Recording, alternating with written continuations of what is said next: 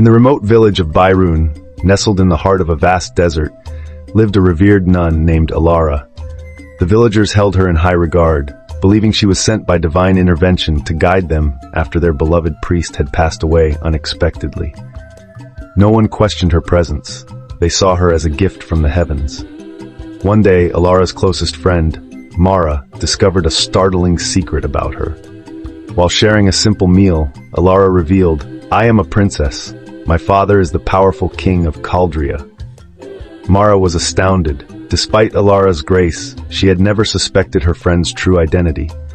Alara had promised to reveal her full story in time, but Mara's curiosity turned into envy as she saw Alara receiving special treatment from the villagers.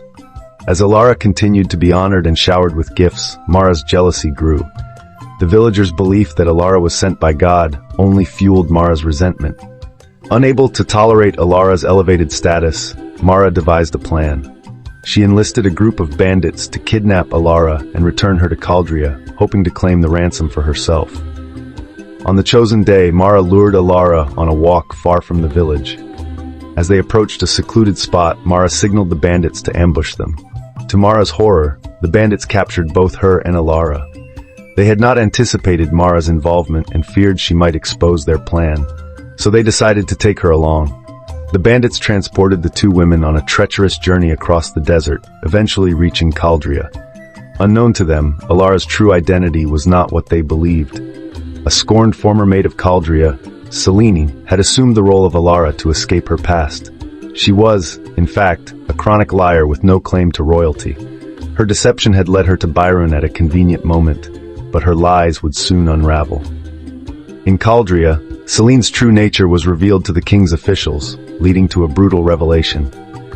The king, notorious for his cruelty, was infuriated by the deceit and demanded justice.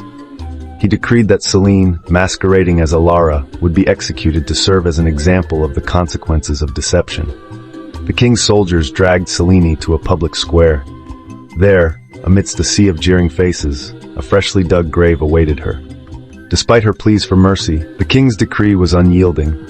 The earth was heaped over her, burying her alive as a grim reminder of the price of falsehood.